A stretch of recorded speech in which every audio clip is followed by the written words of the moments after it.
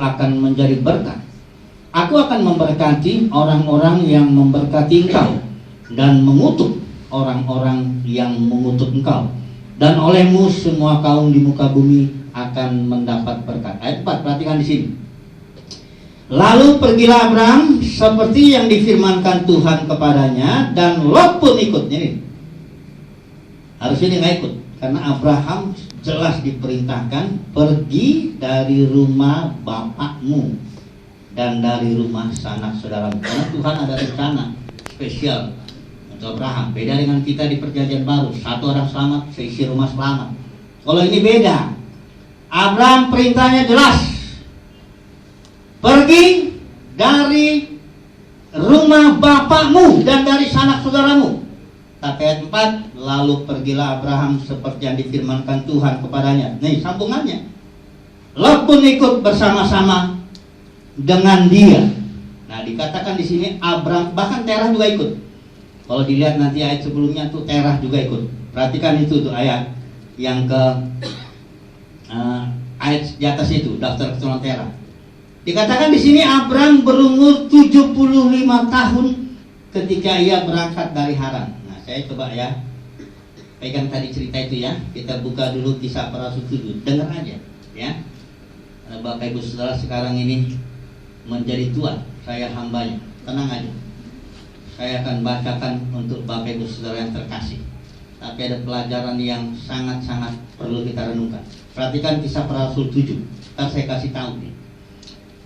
Di sini dikatakan ayat yang ke-7. Hai saudara-saudara dan bapak-bapak, dengan ini Stefanus ngomong. Dia bilang gini. Allah yang maha mulia telah menampakkan dirinya kepada bapa leluhur kita Abraham ketika ia masih di Mesopotamia. Yang tadi dibilang dari Haran. Perhatikan di sini. Kalau lihat peta itu gampang sekali. Ini dia Mesopotamia, Ur Kasdim. Inilah tempat tinggal Abraham, kayak Irak. Ini Haran. Ini tanah perjanjian. Nah, ketika datang firman Tuhan, itu datangnya itu di sini, di Ur Kasdim. Tapi kejadian itu umur Abraham cuma di sini dari Haran. Ya, umur Abraham yang di sini nggak disebut. Berapa tahun dia jalan juga dari Ur Kasdim ke Haran nggak disebut juga. Lamanya dia di Haran sampai bapaknya mati juga nggak disebut. Jadi ada tahun-tahun Abraham yang hilang. Kenapa hilang? Kenapa Alkitab nggak nyebut tahunnya? Nah ini dia. Perhatikan ya. Datang firman Tuhan itu di sini. Hai Abraham, pergi, tinggalkan sanak saudaramu. Nih di Ur Kasdim. Abraham pergi dengan Haran. Abraham pergi dengan bapaknya Terah dan dengan keponakannya Lot. Mereka naik jalan. Ini ketidaktaatan ini, fellowship yang gak betul ini. Ya. Jalan dia. Alkitab nggak hitung usianya Abraham di sini. Setelah dia jalan sampai ke Haran, bapaknya mati di Haran. Dia menetap di sini, nggak jalan lagi. Kalau fellowship yang salah membuat perjalanan iman stop di Haran. Di Haran ini memang bapaknya mati, baru Abraham jalan lagi. Tapi masih salah juga. Dia masih jalan dengan Lot. Baru sampai ke tanah perjanjian, berantemlah gembala Lot dengan gembala Abraham. Pisahlah mereka. Karena memang rencana Tuhan pisah. Abraham mesti sendiri. Jadi Tuhan harus bereskan dulu fellowship Abraham ini sampai terpisah sendiri dulu.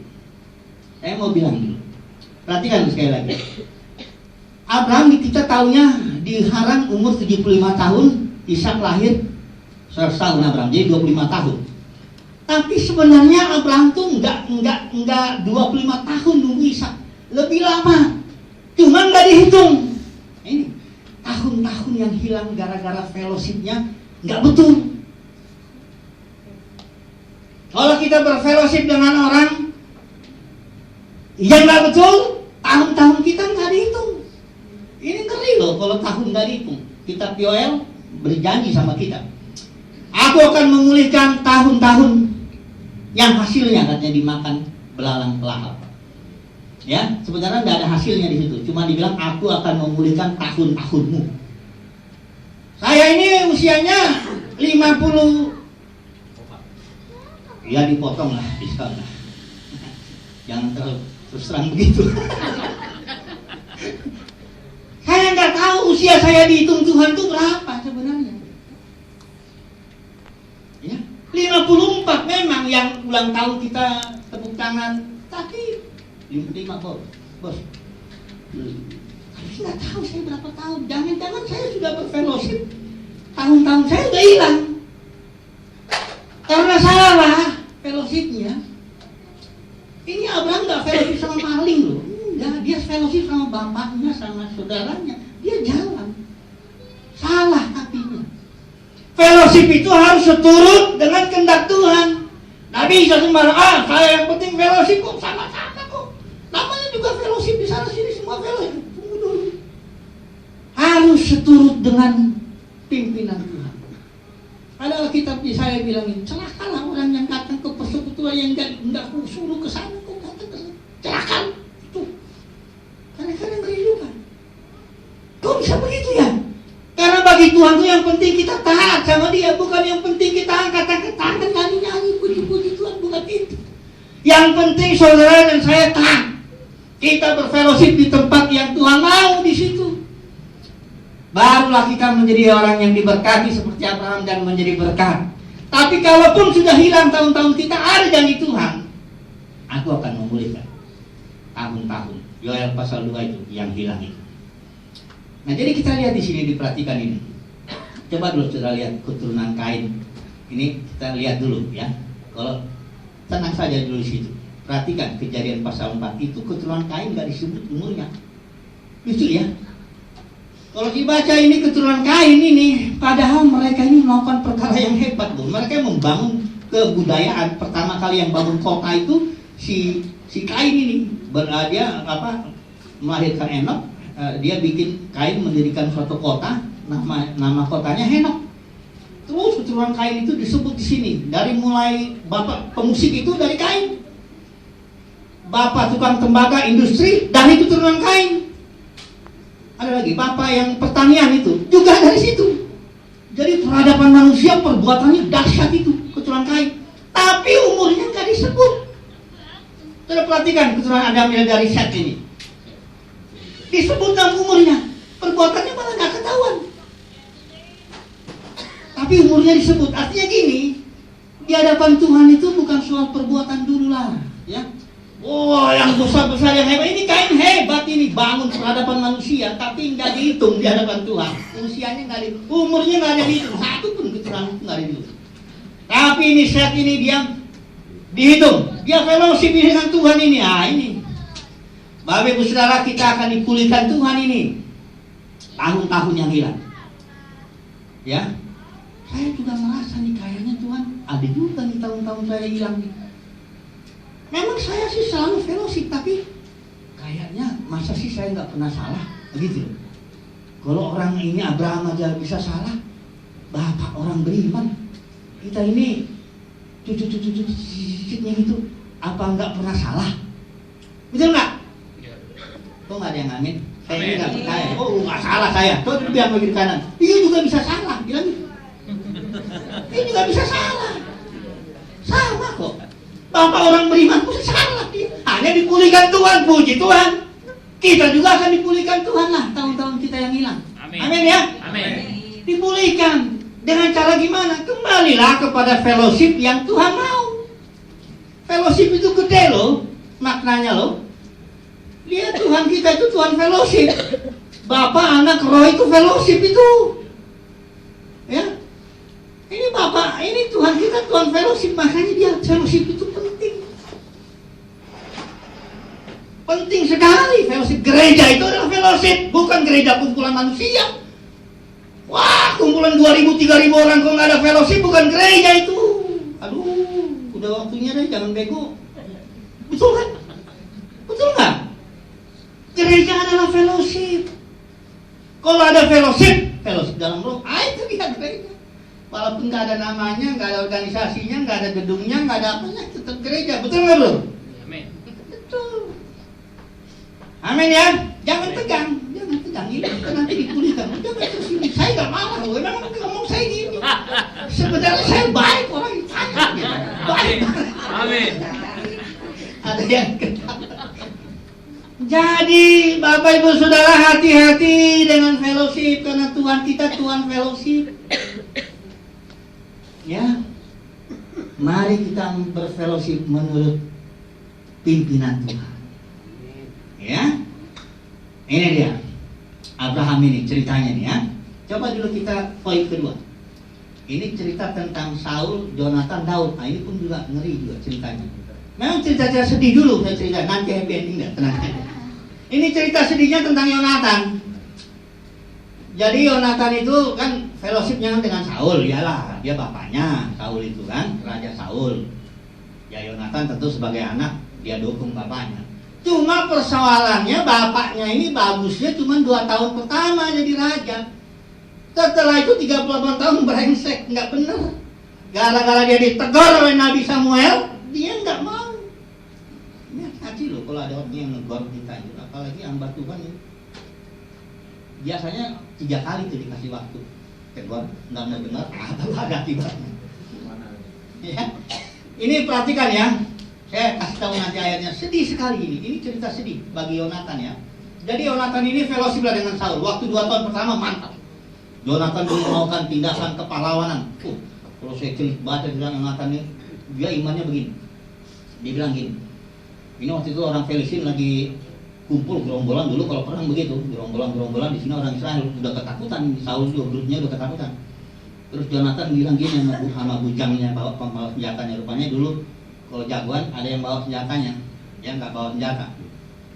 Dia bilang membacanya, bagi Tuhan nggak susah nolong. Mau banyak, mau sedikit. Itu iman Yonatan.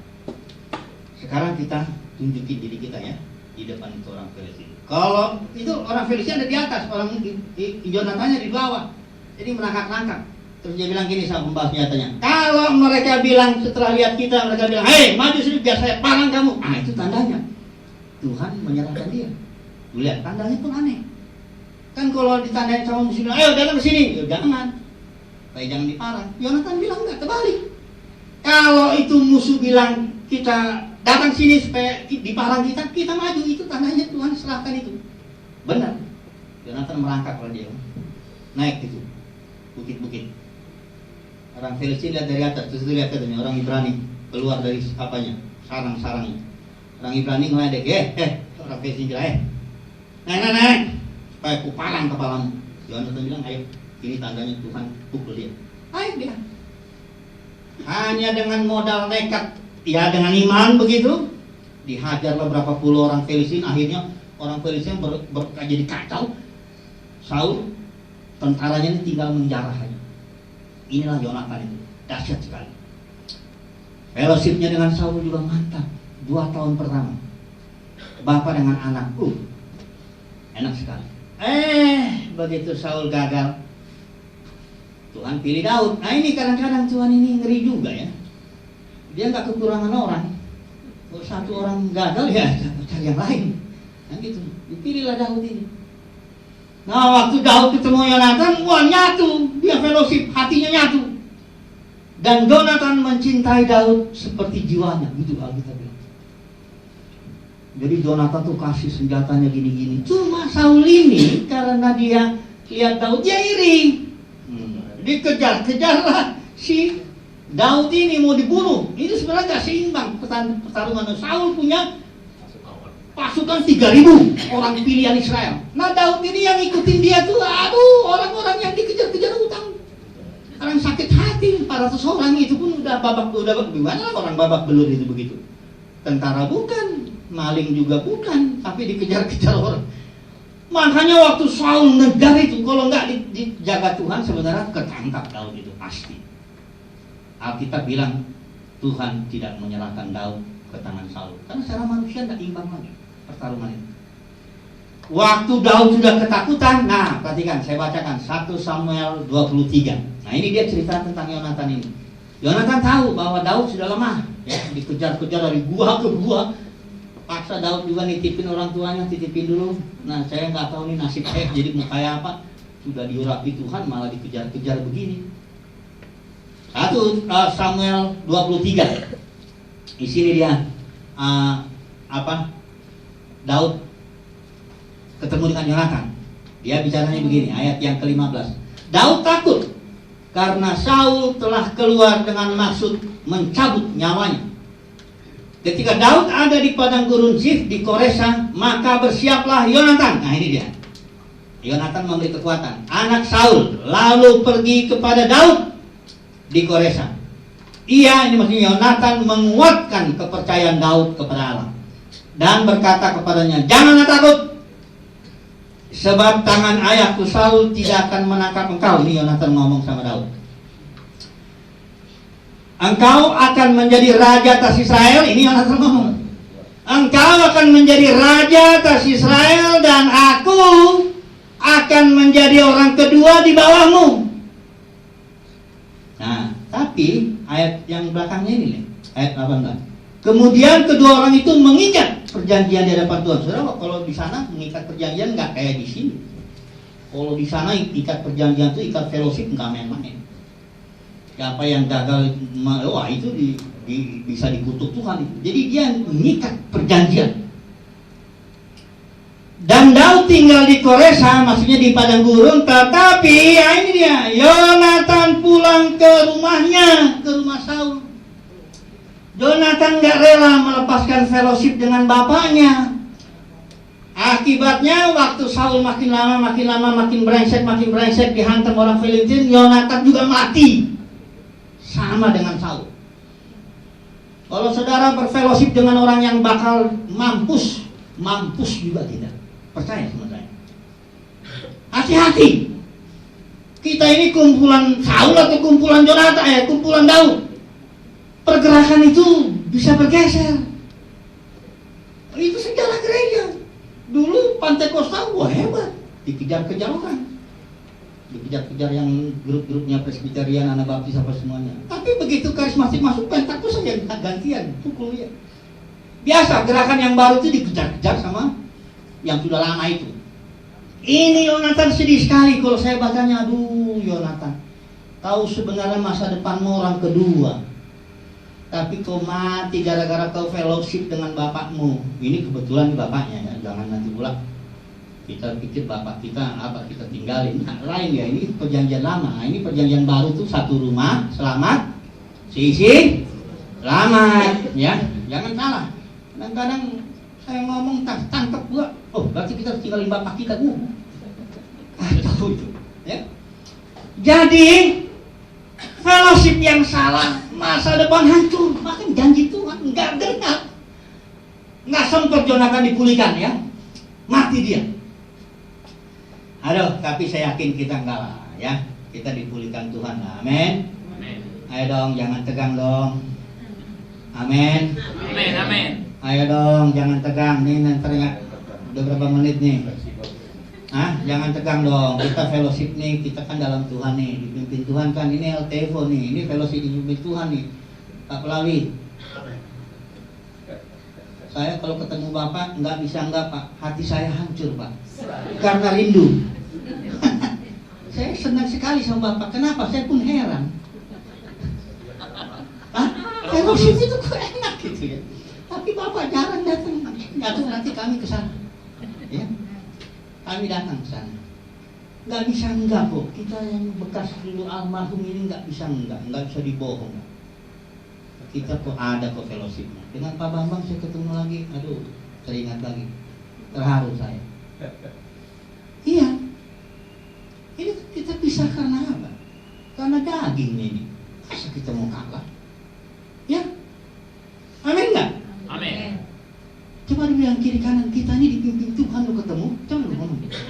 Dipimpin Tuhan kita ini ketemu. Kita ini fellowship dalam Roh Kudus. Amin. Inilah tahun-tahun kita akan dipulihkan. Bukan berarti yang di lokal-lokal itu ditinggal, tetapnya jadi berkat. Tapi fellowship ini juga jadi berkat. Berkat Abraham loh, gila loh berkatnya. Ini saya kasih tahu, diberkati dan menjadi berkat bagi semua orang. Amin. Seluruh kaum berarti semua. Jadi kalau kaum Esau berarti seluruh anggota Esau itu masuk kaumnya Esau. Kalau seluruh kaum berarti seluruh kaum semua. Jadi Abraham tuh panggilannya diberkati dan jadi berkat bagi semua manusia. Kalau kita ini anaknya, karena kita anaknya Abraham lewat iman, kita juga akan diberkati dan jadi berkat bagi semua orang. Bayangkan itu, dahsyat sekali ya.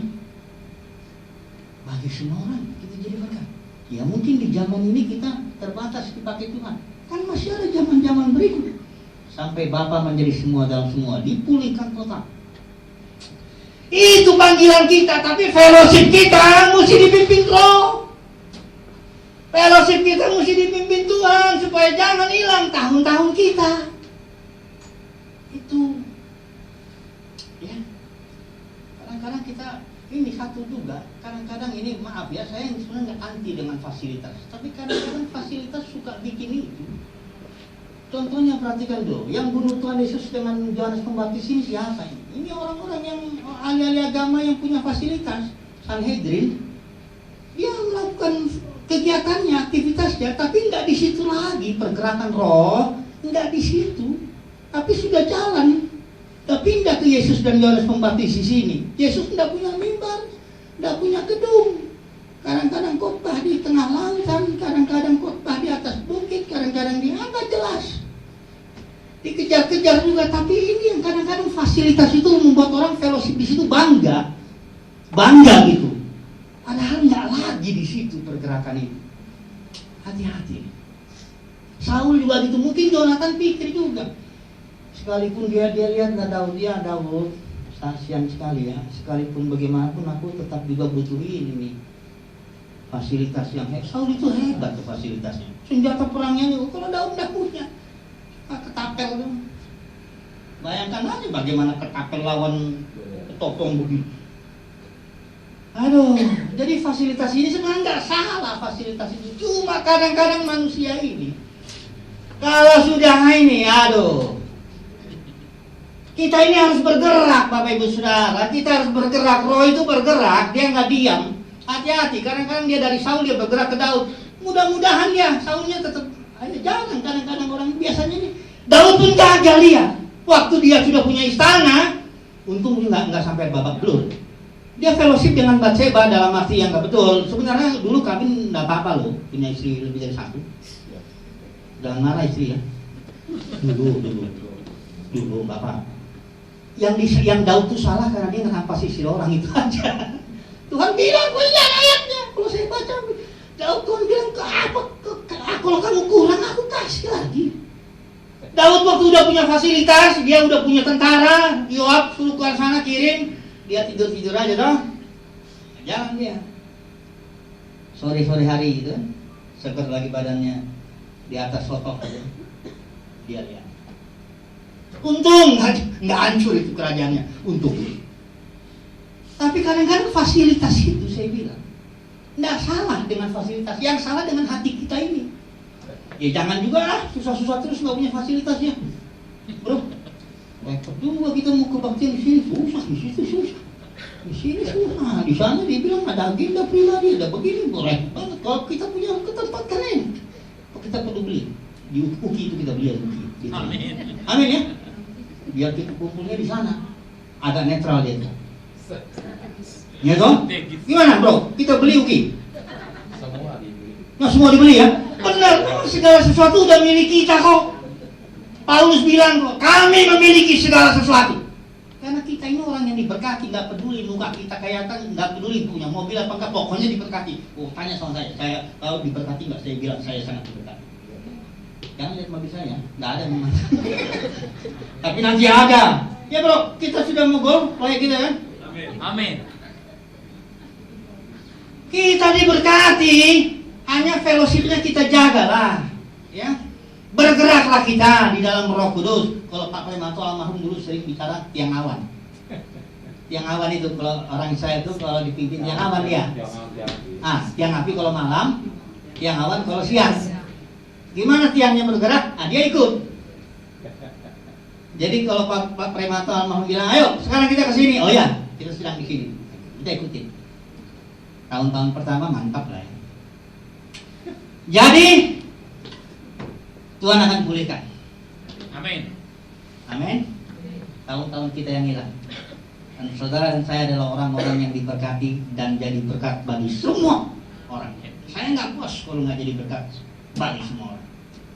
Karena ini panggilan saya. Saudara, jangan puas sekedar masuk surga teriak-teriak di sana terus dibiarkan orang di neraka itu. Wah, enggak. Saya punya opung gendong-gendong saya waktu masih kecil. Saya tahu tuh opung saya tuh belu-belu kali ya. Enggak ikut Tuhan. Tapi setiap saya nangis usia 5 tahun dia gendong saya bawa ke pasar. Matilah dia. Saya yakin enggak percaya Tuhan. Masa kan saya teriak-teriak di surga janji. Nah, kita jadi berkat bagi semua orang. Jadi berkat kok lihat ke saya kayak heran kok. Kagum. Enggak bukan kagum biasanya bingung gitu. Kayaknya saya salah gitu. Enggak. Saya bisa buktikan itu jelas dari Alkitab itu. Saya belajarin Alkitab rindu sekali 38 tahun saya baca Kejadian Wahyu, dahsyat sekali. Saudara dan saya sudah diberkati dan jadi berkat bagi semua orang. Nanti kita lihat zaman-zaman berikut. Sekarang ini memang sekarang masih zaman kelihatannya ini zaman penguasa dunia ini kan iblis. Tapi nggak selamanya dia itu. Sekarang aja dia biasa jagoan kalah dulu, betul nggak? Yesus kalah dulu nggak? Hah? Coba dulu, kalau kita lihat sekarang ini, siapa yang ikut Yesus berapa persen di dunia ini lah? Berapa yang ikut setan? Coba kalau bilang, ayo ada pertemuan di Naikub ini, ada pesta ini. Wah, kalau setan pulang, langsung ratusan orang. Tapi kalau Roh Kudus bilang ini fellowship betul-betul kita sudah puasa ya nggak terlalu banyak. Karena memang sekarang kebuan kalah dulu. Ya saya. Tapi nanti ya, pada surga kan kita sebagai buah sulung hantam. Baru di situ ketahuan siapa jagoannya. Alkitab bilang kalau satu orang mati, Adam itu seluruh manusia ikut mati. Kalau satu orang Yesus mati seluruh. Kalau ini berbuat kebenaran, mati kebenaran, maka seluruhnya dibenarkan. Begitu. Nah, lihat butuh zamannya. Sampai nanti pemulihan segala sesuatu. Saya percaya sekali apa yang dituliskan kita. Pemulihan segala sesuatu. Saudara dan saya ini pakai Tuhan. Dan fellowship ini, yakinlah ini dari Roh Kudus ini. Amin. Amin. Yes. Amin. Amin. Yang lain-lain biarin aja masih mikir gak apa-apa kalau belum ada. Saya kasih kesempatan sekali lagi supaya saudara jangan nyesal. Ini pimpinan Roh Kudus, amin. Amin. Makin banyak. Sekali lagi. Udahlah, terserah lagi. Pokoknya ini Roh Kudus yang gitu, yang bikin ini ya. Ayo Pak Pelawi ya, kita teman ya Pak ya. Mari kita bangun bersama-sama. Ayo Pak Bambang ya. Ini fellowship Pak. Gak ada namanya apa-apa, cuma fellowship aja. Yang penting kita berjalan sesuai pimpinan Tuhan. Bos, sudah berapa menit bos? Masih tahan? Baik, dari, udah. Nggak apa-apa, ini masuk di YouTube. Saya mau menuju YouTube rencananya kalau di sini apa? Pelajaran dari Kejadian sampai Wahyu itu, menu YouTube. Ayo kita bangkit diri dulu yuk, kita nyanyikan lagu tentang fellowship.